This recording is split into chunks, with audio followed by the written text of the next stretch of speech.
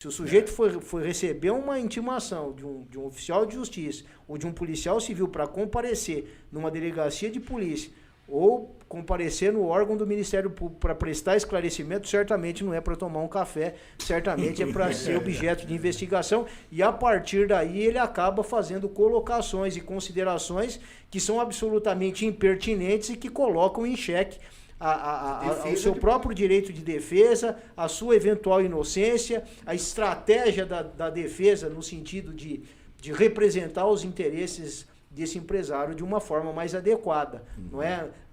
Existe na verdade, o Ministério Público e o advogado de defesa são partes numa relação processual. E os mesmos direitos que o Ministério Público tem em sustentar os argumentos que eles expendem normalmente é o mesmo direito que o advogado tem. Não é? Como eu sempre digo em júri, o nosso proselitismo é o mesmo.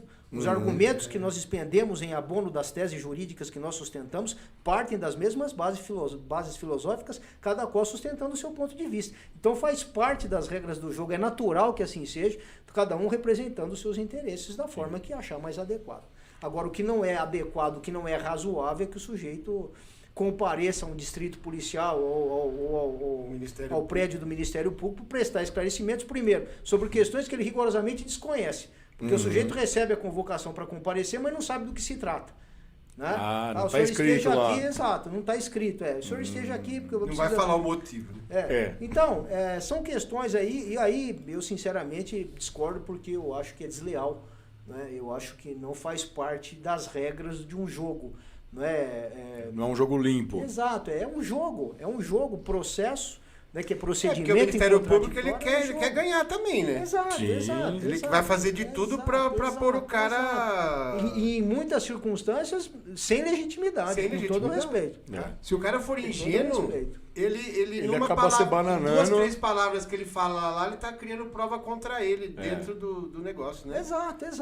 E o próprio Ministério Público sabe que ninguém, ou deveria saber, que ninguém é obrigado a produzir prova contra si. Mesmo. Não é por isso que o texto constitucional estabelece em letras garrafais que aos litigantes em processo judicial e administrativo e aos acusados em geral são assegurados o direito de contraditório e ampla defesa com todos os meios e recursos a ele inerentes. E a partir daí uma série de repercussões na esfera de direito privado do sujeito. O sujeito tem direito de se defender do Estado.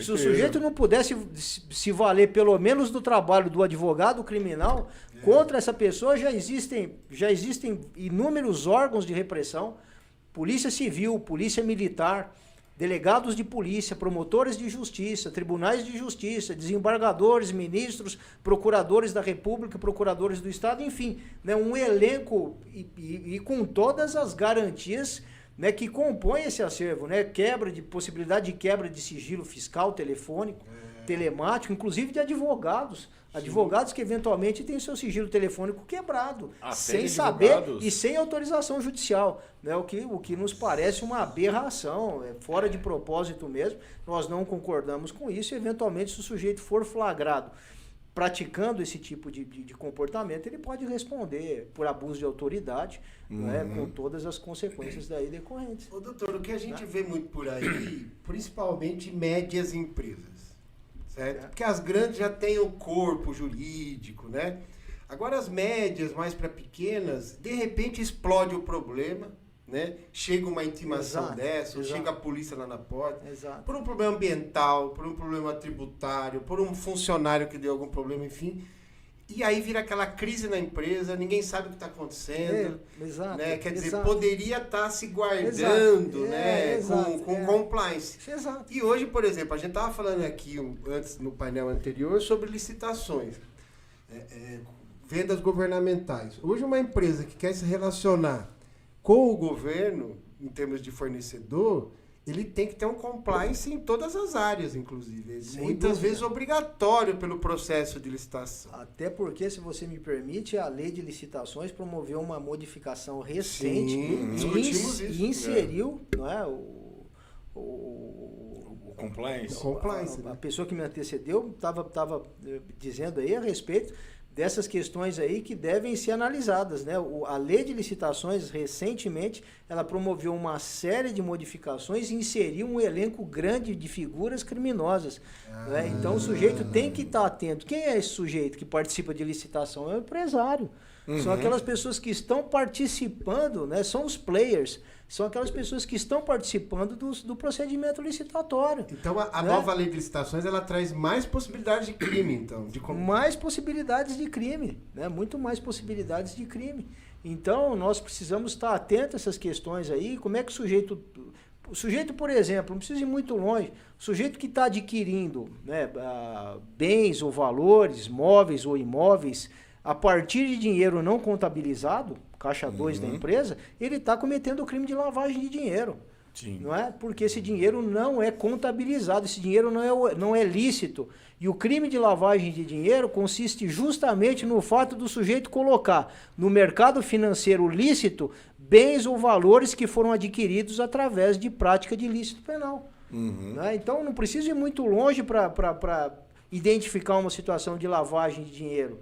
Né? É claro que hoje em dia as empresas fazem isso, os empresários, alguns deles, claro, de forma muito mais sofisticada, de forma muito mais escamoteada, de forma muito mais camuflada, mas mesmo assim os órgãos da persecução penal estão atentos. Outro dia nós atendemos uma empresa aí que os advogados da empresa estavam sendo investigados pelos órgãos da persecução penal e a partir disso daí foi emitida uma série de intimações e convocações para eles prestarem depoimento na Polícia Federal. Isso aqui no interior, eu não estou falando de São Paulo, de Brasília, do Rio de Janeiro, aqui no interior do estado mesmo, São Carlos, Araraquara, Ribeirão Preto, Campinas, né, são nessas áreas. Né? Os órgãos da persecução penal, eles estão acompanhando, eles estão monitorando essas questões. Então, muitas vezes, na maioria das vezes, sem ninguém saber, né? Exato. Normalmente você vai saber a hora que o oficial chegar na sua casa. Exato. Né? Então, vejam vocês aí a importância de um sujeito empresário, né, que tem uma empresa aí, mesmo que de pequeno ou médio porte aí, ter uma assessoria, ter um trabalho aí que oriente ele no que fazer. Está tudo em ordem com a minha empresa? Tem esse relatório aqui, ó, da auditoria, saiu agora, está tudo certo? Quem é que vai fazer essa leitura?